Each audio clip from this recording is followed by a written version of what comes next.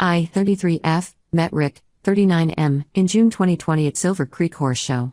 I was there with my friend Lisa, whose 12-year-old daughter competed in junior showmanship. Rick was one of the trainers helping run the show.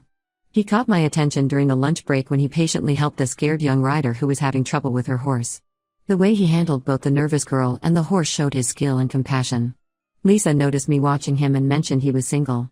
She knew him from the local horse circuit and offered to introduce us. We clicked immediately. Rick was charming, passionate about horses, and seemed very genuine. By the end of the show, we'd exchanged numbers. Our early dating phase was amazing. Rick had been training horses for 15 years and dreamed of having his own facility. He was renting spaces at different barns, traveling between them to train clients' horses. Sometimes he had to turn down clients because he didn't have a consistent facility. It was clear he had talent, horses responded incredibly well to him, and his clients praised his methods. I work as a financial advisor and have always been careful with money. When Rick mentioned struggling with the business side of things, I offered to help. I started handling his emails, scheduling, invoicing, and marketing. Within a year, his client list doubled. We made a great team. He focused on training while I managed the business aspects. My family loved Rick. My parents, who are pretty protective, said he was the best person I dated. My sister and her husband often joined us for trail rides since they have horses too. Rick fit perfectly into my life and family. For 4 years, everything seemed perfect. Rick's business kept growing.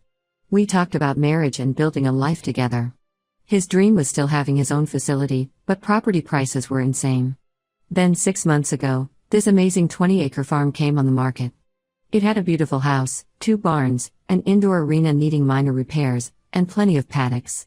The price was high but reasonable for our area. Rick was ecstatic when we viewed it. He spent hours talking about how he'd organize training programs, host clinics, and expand his business. Since I had savings and good credit, I agreed to buy it. The property would be in my name, but we planned to marry eventually anyway. Everyone was thrilled, our families, friends, Rick's clients, the local horse community. People kept saying what a power couple we were. Yesterday shattered everything. I was using my laptop where Rick's Gmail stays logged in since I manage his business correspondence. I noticed Google had synced with his phone, showing recent searches for fab swingers from his phone. Curious, I checked his search history. He'd searched this site almost daily for months. My stomach dropped. I created an account to investigate and found his profile immediately. He'd used a photo from last summer's beach trip, one I took of him. The profile was created 7 months ago, right around when we found the farm. His bio described himself as having a high sex drive, looking for women interested in no-strings excitement. I spent hours reading his profile, feeling sick. He wrote about loving build-up and anticipation before meetings. The profile listed his correct age, location, and body type. He even mentioned being involved with horses, though not his profession. I waited 24 hours before confronting him, trying to process everything. When I showed him screenshots, his first response was claiming he created the account for his friend Tom. He said he used Tom's name in the username, so it was actually Tom's account despite having Rick's photos and details. When I pointed out this made no sense, his story changed. Suddenly he claimed he and Tom shared the account because they suspected Tom's wife might be on the site. He said they browsed it out of curiosity, like Instagram, just looking at photos. He insisted he never met anyone from there. I asked about the bio explicitly stating he wanted to meet women. He said they needed the profile to look legitimate to catch Tom's wife. But he had 5 friends on the account, 4 were women from our area. When I asked to see his messages, he refused, saying it would violate Tom's privacy since they shared the account. This brought back memories from 2 years ago when I caught him messaging a girl on Instagram. The messages were flirty and inappropriate. He apologized profusely then, promising it meant nothing and would never happen again. Now he claims this website is different because it's anonymous. I'm heartbroken and panicking. The property closing is in 2 days. I've signed contracts and paid a large deposit. My loan is approved based on my income. Rick has already told his clients about moving his business there. Everyone knows we're buying this farm together. The renovation plans are drawn up. Rick's mom offered to help decorate the house. My sister planned a housewarming party. His clients are scheduling lessons at the new place. Local horse people keep congratulating us. The pressure feels overwhelming. I've supported Rick emotionally and financially while he built his business. Now I'm about to spend my savings and take on massive debt to buy property for someone I'm not sure I can trust. Everyone will know if I back out. The humiliation would be intense.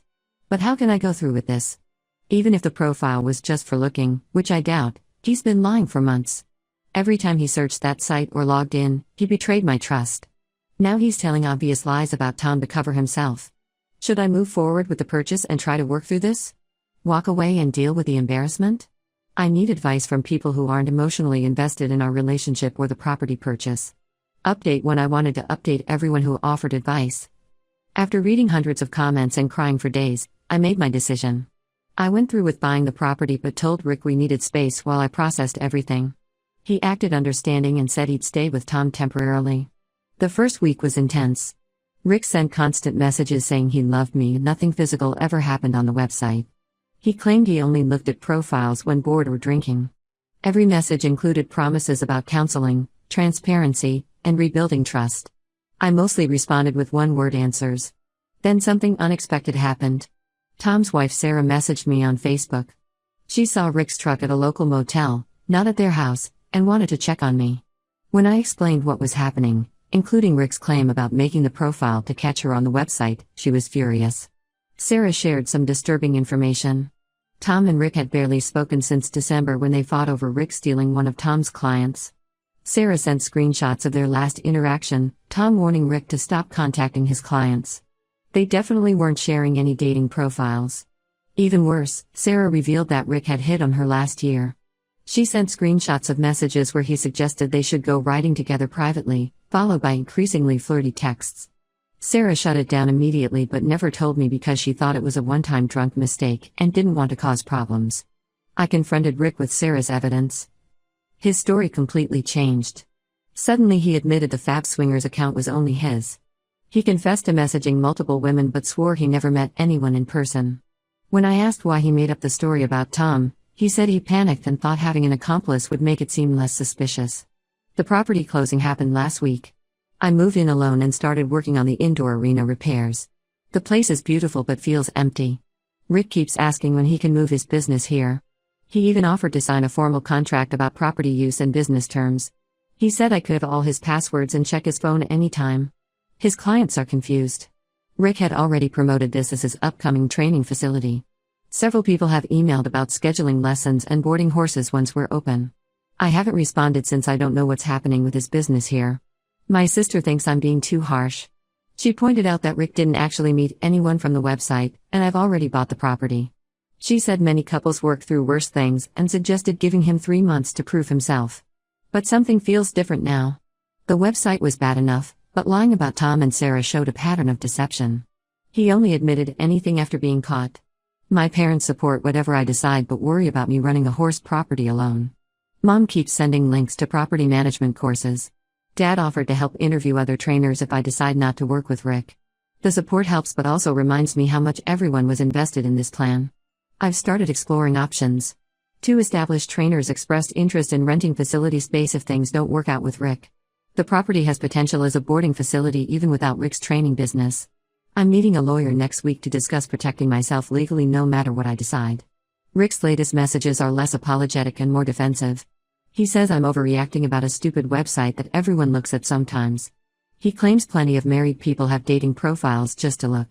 When I mentioned Sarah's screenshots, he said I was creating drama by involving other people in our private issues.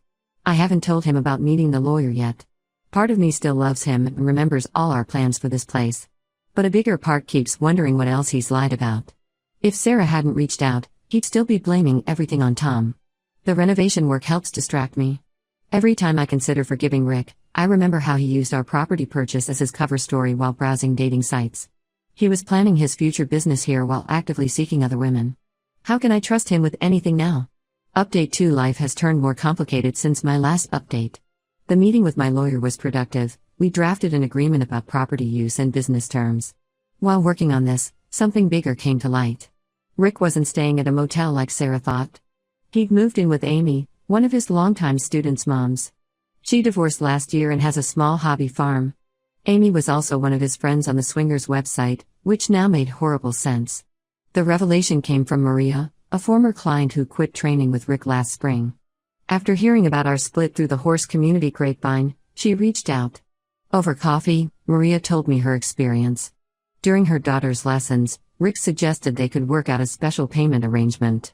He hinted that private time with him could reduce her training fees. When she refused and quit, Rick told everyone she left because she couldn't afford training.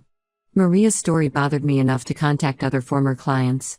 2 more women came forward with similar stories. Both had been propositioned by Rick, one during a clinic and another after her daughter's lesson. One showed me messages where Rick offered to exchange training for hookups. Some women apparently agreed while others left like Maria. The most shocking part was discovering Amy's involvement. She hadn't just recently connected with Rick, they'd been seeing each other for 8 months. Amy knew all about the property purchase. Text messages from her phone, which Maria's daughter saw and photographed, showed she and Rick had discussed it. They planned to wait until I bought the property and Rick's business was established here before going public with their relationship. Their logic was cold.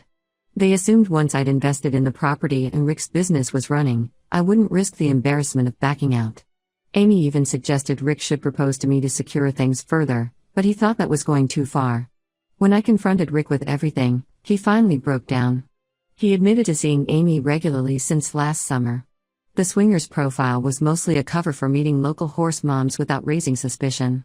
He said he loved the life and support I provided but felt constrained in a monogamous relationship. He actually tried defending his actions by saying mixing business with pleasure kept his clients happy. I've blocked both Rick and Amy on everything. The property plans have completely changed. Instead of a training facility for Rick, I'm converting it into a boarding stable. 3 well-respected trainers have already signed contracts to use the arena and bring their students here. Ironically, running the facility without Rick might be more profitable since his reputation in the local horse community is destroyed. Several of his former clients have reached out about boarding their horses here specifically because Rick won't be involved. Maria's daughter is now training with one of the new trainers and doing better than ever. Even Tom offered to help promote the facility since he knows many show riders. Rick's mother stopped by yesterday to collect some of his equipment he'd stored here. She was crying, saying she couldn't believe her son would do this. She asked if I'd consider letting him rent arena time once things calmed down. I had to be firm in saying no, this facility will never be associated with him. I'm still processing everything but feeling more confident about my decision each day. The property is becoming something better than originally planned. Rick's betrayal hurt deeply, but at least I discovered the truth before getting more entangled with him. Update 3: Life has taken unexpected turns since my last update. The boarding facility is thriving beyond expectations. We're at full capacity with 24 horses and a waiting list of 15. The 3 trainers teaching here brought their established client bases, and the combined income is significantly higher than what Rick and I had projected. Rick and Amy's attempt to start fresh in the next county failed spectacularly. They rented a small barn, but the horse world has a long memory and strong networking. Most of Rick's former clients cut ties completely after learning about his pattern of behavior with clients' mothers. 2 show barns that initially considered hiring him backed out after hearing the full story. Last week, Rick messaged me for the first time in months. He wrote a long message about regret, saying he misses our life and realizes what he lost. He mentioned seeing photos of the facility on social media and how beautiful everything looks. He asked if we could meet to talk about possible reconciliation. I deleted the message without responding. Amy apparently dumped him 3 weeks ago. Sarah heard through mutual friends that Amy found dating apps on Rick's phone. She confronted him and discovered he'd been meeting women from the apps throughout their relationship. Amy had convinced herself their affair was special and different, that Rick cheated on me because I didn't understand him like she did. Finding out she was just another conquest hit her hard. Rick's now working as an assistant trainer at a small lesson barn, making barely enough to cover his bills. Several people told me he's been drinking heavily and complaining about how unfair life is. He tried reaching out to some of his old clients but most blocked him. Some unexpected positive changes happened too. Sarah and I became close friends after everything. She started taking lessons from one of our trainers and now helps manage the facility part-time on weekends. Her organizational skills have been invaluable as the business grows. Tom occasionally helps with maintenance projects and has referred several new boarders to us. Last month, Rick's mother Linda called to apologize again. When everything first happened, she'd pressured me to forgive Rick and work things out. Now she said watching him destroy his reputation and career was painful, but he deserved the consequences of his actions. She still visits occasionally to help with barn work. She misses the horses and says the atmosphere here is peaceful. I've received 3 offers to buy the property in the past 2 months. The facility's success has attracted investors' attention. But I'm keeping it. What started as a purchase for Rick's dream has become my own thriving business. The betrayal that felt devastating 6 months ago led to something better than I planned. I won't be updating again since there's nothing left to say. Rick made his choices and is living with the results. I'm focusing on expanding the facility and maybe adding a second arena next year. Thanks to everyone who supported me through this, especially those who urged me not to give Rick another chance. You helped me see that his behavior wasn't my responsibility to fix. For anyone facing similar situations, trust your gut. The embarrassment of walking away is temporary, but the pain of staying with someone who repeatedly betrays you lasts much longer.